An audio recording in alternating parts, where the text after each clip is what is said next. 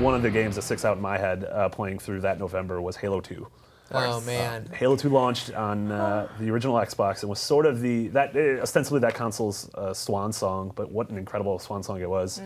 Dual wielding. Oh my God, dual wielding! Sword! What is happening? So cool. Yeah. And so we're gonna focus a lot on the multiplayer. I want to touch a little bit on the single player and the campaign. What did you guys think of the campaign playing through it that first time? That's why I play a lot of games, even the ones that have a huge multiplayer life afterwards. I'm really there for the story.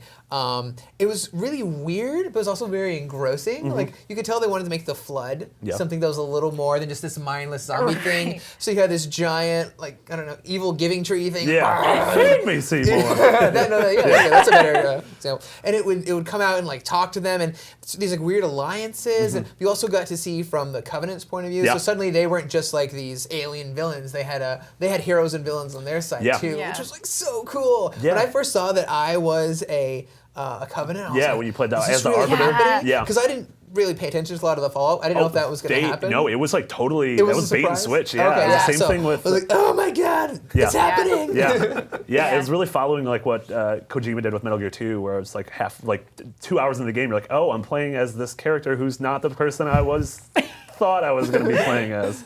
Yeah. Hello, 911. Cops! I don't know where they took Chief. Yeah. But you got to be Keith David, which is the best. Yeah, that campaign was important in developing, like giving depth to the lore, right? And I love Halo so much. Yeah. Halo 2 is so important. And that multiplayer, that multiplayer. Yeah, and I remember that was the first game that I was like, this is what Xbox Live is all about. Yeah, it added the matchmaking, right? Yes, I mean matchmaking was it's.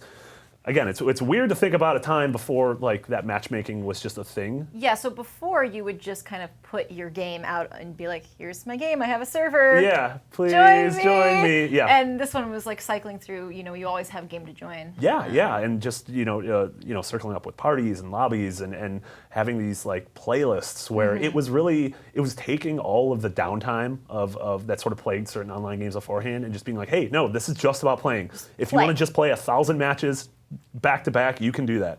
You might literally die, but you can do that. Don't do that. But you probably shouldn't do that. Yeah. Fun fact: we recently ranked every Halo multiplayer map ever. All of the top 5 are from Halo 2.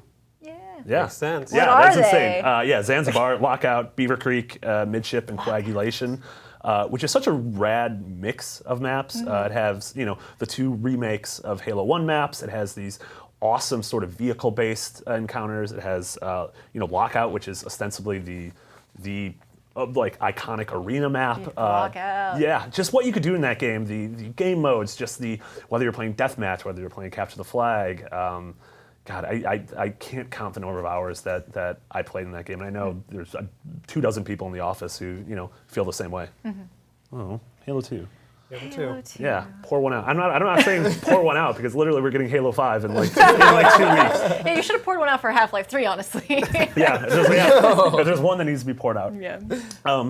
It is. I don't know, everything like we mentioned, dual wielding and the swords. It's just swords. Yeah, it was such a smart sequel in terms of realizing what worked in the original in Combat Evolved and just pushing it even further. It's kind of like the perfect ingredients for a sequel is to look at what your first one did right and did wrong, capitalize on what you did right, and add the features that people want to see, and then take out the stuff people didn't want to see, and dial back on that. And they did such a good job. Yeah, absolutely. They basically followed that formula to a T. The vehicles also handled noticeably better. Yep. I can tell you how much I died. At the end of Halo 1, you had to that Warthog run. Yeah, you drive the Warthog down. We must have died, me and my friend, playing it until like 2 in the morning. Like 100 times. But this one, it's like, you can cut around corners. Yeah, you actually feel like a badass. The handling is much better. Oh, yeah, very much. Yeah, this was the number 1 played game on Xbox Live for 2 years. The first game to dethrone it was Gears of War, which is on literally the next console, which is insane. Yeah, few games in an era where sort of people gravitate towards the next big thing right away, especially in terms of online games, and especially with stuff like Call of Duty that's yearly, or like Battlefield games that are yearly. The fact that something could have lasted 2 years as a number 1 played game is insane. Yeah. Good job, Halo. I like you, Master Chief.